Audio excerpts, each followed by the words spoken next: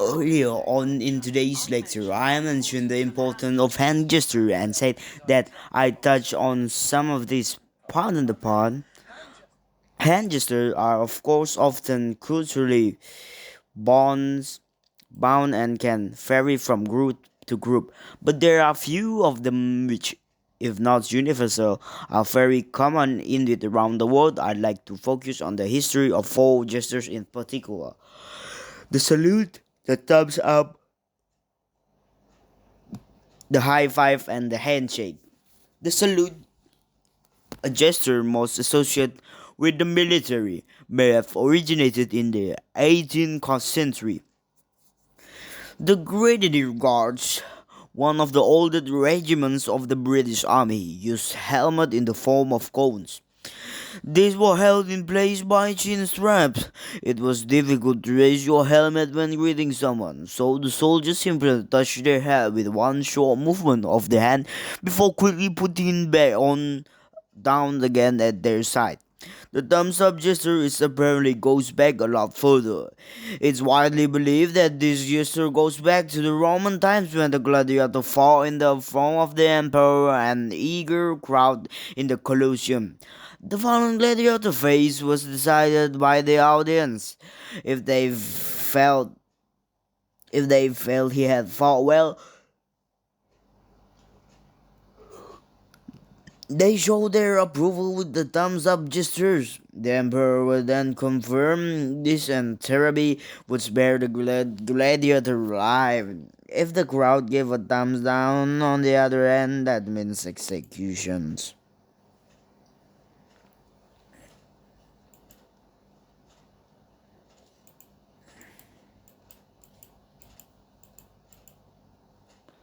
However, there are no reliable historical reference to thumbs going either up or down in the Colosseum. It may be that if the crowd wanted to spare the gladiator alive, then they would actually cover up their thumb and keep it hidden. They would only extend the hand and thumb if they wanted the gladiator killed. This actually makes more sense, as the emperor could much more easily see what the crowd was indicating when looking out of a huge arena. The high five hand gesture is almost universally used as a greeting or celebrations. Many see its origins in the baseball. Two U.S. teams lay claim to inventing the high five: the Los Angeles Dodgers in 1977 or the Louisville Cardinals in 1978. It's quite likely that if it was a neither, and the gesture might have a much earlier origins again. It is very similar to a 1920s jazz age gesture known as the low five or giving skin. This gesture is in for people slapping each other low hands. Also in celebration, there are in fact numerous reference to the low five in films of era. Perhaps the high five is just evolution of the gesture. The final gesture I'm going to mention today is the handshake. It dates back as a greeting at least as far as the ancient Greece.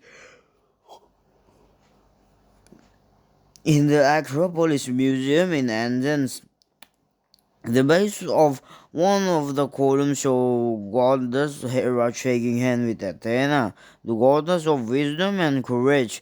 It's thought that shaking hands rather than bowing or staying show both parties as equal. In the 17th century, marriage portrait in Europe, we find many examples of handshake between husband and wife.